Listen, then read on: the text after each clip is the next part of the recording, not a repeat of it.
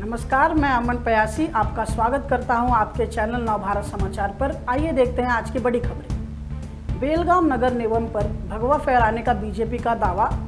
शिवसेना नेता संजय राउत ने दी बेलगाम को महाराष्ट्र में विलय कराने की चुनौती। मुंबई भाजपा ने दावा किया है कि बेलगाम नगर निगम पर भगवा झंडा फहराया जाएगा। इस पर शिवसेना नेता संजय राउत ने भाजपा की आलोचना की है। संजय राउत ने बेलगाम नगर निगम की पहली बैठक में भाजपा को बेलगाम को महाराष्ट्र में विलय कराने का प्रस्ताव पारित करने की चुनौती दे दी है। पिता की पहली बरसी पर बड़ा आयोजन करेंगे चिराग पासवान। पीएम मोदी गृह मंत्री अमित शाह को भेजा न्योता।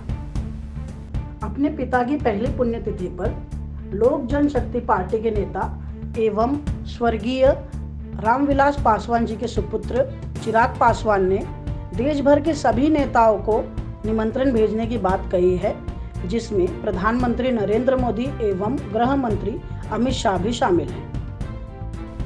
भाजपा ने यूपी, पंजाब समेत अन्य राज्यों में चुनाव प्रभारी घोषित किए। धर्मेंद्र प्रधान को बड़ी जिम्मेदारी। 2022 में विभिन्न राज्यों में होने वाले विधानसभा चुनावों को मद्देनजर रखते हुए भारतीय जनता पार्टी ने अपने चुनाव प्रभारियों की घोषणा की है। उत्तर प्रदेश, गोवा, मिजोरम जैसे राज्यों में चुनाव को देखते हुए भाजपा ने कई बड़े नेताओं को मैदान में उतारा है, जिसमें धर्मेंद्र प्रधान, गजेंद्र सिंह शेखावत, अनुराग सिंह ठाकुर, अर्जुन मेघवाल, सरोज पांडे, अन्नपूर्णा देवी, कैप्टन अभिमन्यु और विवेक ठाकुर शामिल हैं। महाराष्ट्र में कोविड-19 के 3,898 नए मामले सामने आए। 24 घंटे में 86 मरीजों की मौत। महाराष्ट्र में मंगलवार को कोरोना वायरस के 3,898 नए मामले सामने आए और 86 लोगों की मौत हुई, जिससे राज्य में अब तक हुए संक्रमितों की संख्या बढ़कर 64,93,698 हो गई है और मरने वालों की संख्या 1,37,897 हो गई है। स्वास्थ्य विभाग के एक अधिकारी ने यह जानकारी दी है कि सोमवार की तुलना में मंगलवार को दैनिक मामलों में और मृतकों की संख्या में मामूली वृद्धि देखी गई है। सोमवार को राज्य में कोविड-19 के 3,626 नए मामले सामने आए थे और 37 मौतें हुई थी। राज्य में 3,581 मरीज ठीक हुए। महाराष्ट्र के नेताओं के खिलाफ ईडी की कार्रवाई, राज्य सरकार को दबाने के प्रयास। शरद पवार का बड़ा बयान। राष्ट्रवादी कांग्रेस पार्टी प्रमुख शरद पवार ने दावा किया कि महाराष्ट्र के विभिन्न नेताओं के खिलाफ प्रवर्तन निदेशालय ईडी की कार्रवाई राज्य सरकार के अधिकारों का अतिक्रमण करने और राजनीतिक विरोधियों को हतोत्साहित करने का प्रयास है। ईडी राज्य के पूर्व गृह मंत्री और राकापा नेता अनिल देशमुख तथा एकनाथ खड़से के खिलाफ अलग अलग धन शोधन मामलों की जांच कर रहा है। केंद्रीय एजेंसी ने पिछले हफ्ते धन शोधन मामले में शिवसेना सांसद भावना गवली से जुड़े कई परिसरों पर भी छापे मारे थे। महाराष्ट्र में राकापा, शिवसेना और कांग्रेस के साथ सत्ता में है। महाराष्ट्र के मंत्री नितिन राउत ने माना, राज्य में कोरोना की तीसरी लहर आई, फिर से लगेगी पाबंदियां। महाराष्ट्र में कोरोना से जुड़ी सारी पाबंदियां खत्म होने के बाद कोरोना के तेजी से बढ़ते मामलों में चिंता बढ़ा दी है। महाराष्ट्र के मंत्री नितिन राउत ने कहा है कि नागपुर में बहुत दिनों बाद दुगने कोरोना पॉजिटिव मामले सामने आए हैं। कोरोना की तीसरी लहर का आगमन हो गया है। राउत ने कहा है कि जल्दी ही कोविड आपदा प्रबंधन बल की बैठक होगी।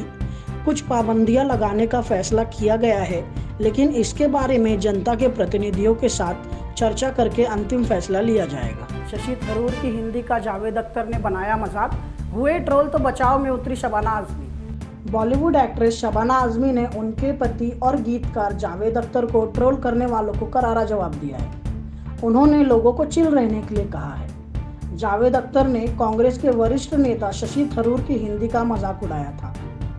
दरअसल शशि थरूर ने सोमवार को एक कार्यक्रम में किशोर कुमार के सॉन्ग एक अजनबी हसीना से गाते हुए खुद का एक वीडियो ट्विटर पर शेयर किया था।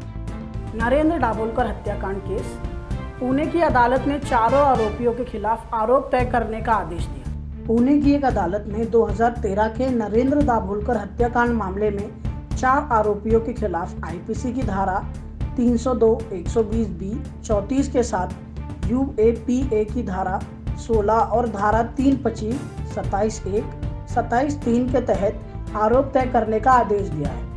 अगली सुनवाई 15 सितंबर को होगी। बता दें कि तर्कशास्त्री डॉक्टर नरेंद्र दाभोलकर अंधविश्वास के खिलाफ अभियान चलाने में अग्रसर रहे थे। भाजपा ने देवेंद्र फडणवीस को सौंपी नई जिम्मेदारी।